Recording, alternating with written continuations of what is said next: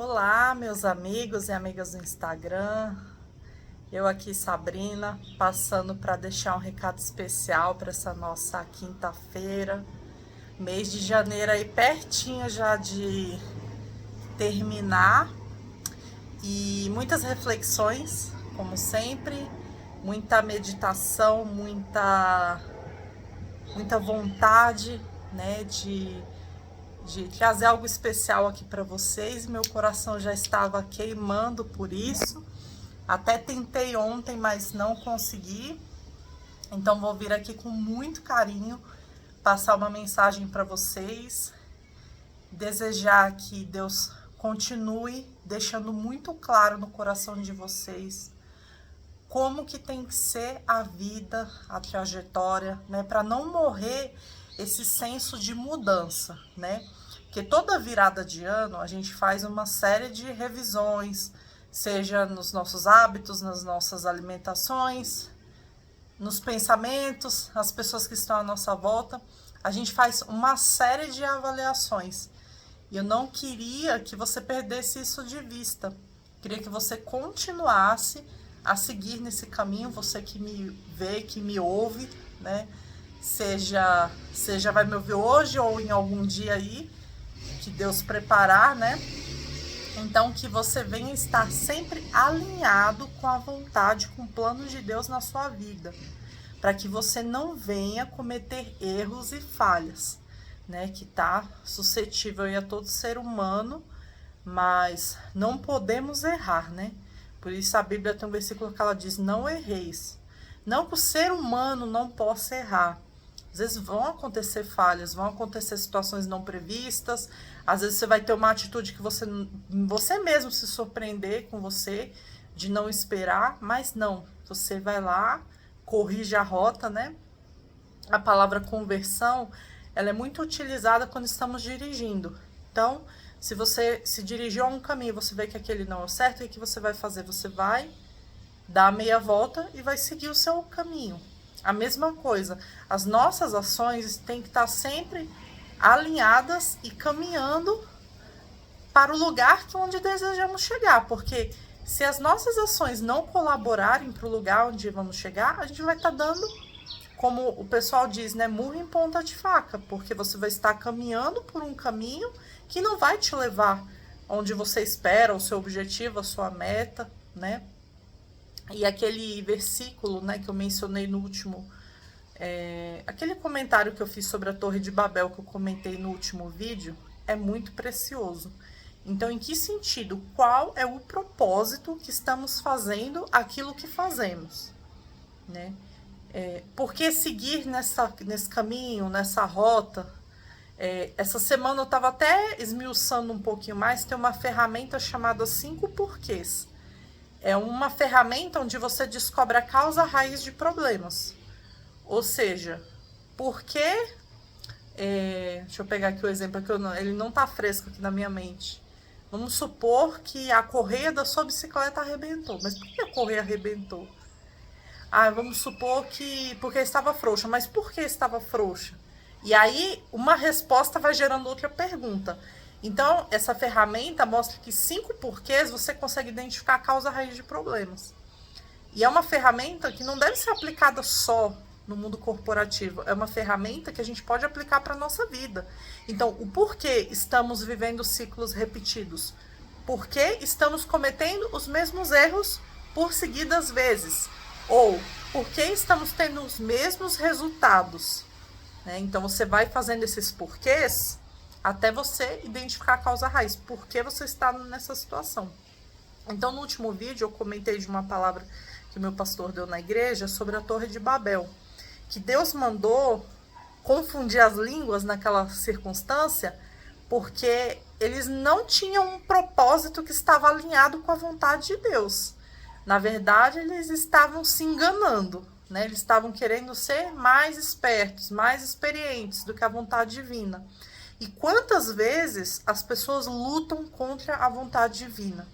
De Deus sinalizar, é esse caminho que você tem que seguir. E a pessoa vai lá, não vou seguir não. Eu vou seguir tal caminho, porque esse caminho é melhor. porque esse caminho me dá mais satisfação. Aquele não, aquele vai estar cheio de renúncia, vai estar cheio de porquês, de situações, de poréns. Mas não, é você olhar com carinho. Peraí, o que Deus está me falando por meio da palavra? Quando eu medito, falo com Deus, o que Deus fala ao meu coração? Que é uma voz muito sutil, que tem lá no fundo do nosso coração. Não é uma voz da mente, não é voz de intuição. É uma voz lá no seu íntimo, que te dá a certeza do que você tem que fazer. E essa voz, ela nunca vai falar diferente da palavra. Se falar diferente da palavra, você amarra que não é Deus falando contigo. Deus fala com os seus filhos por meio do Espírito Santo. Então, o quanto nós cristãos, né, temos dado ouvidos a essa voz, quanto nós temos priorizado o querer de Deus na nossa vida. Então, eu te convido hoje a fazer essa reflexão, né? O quanto que você tem se dedicado, permitido que Deus seja o Senhor da sua vida e que, de fato, você venha agir e se comportar de acordo com aquilo que Ele já falou para você.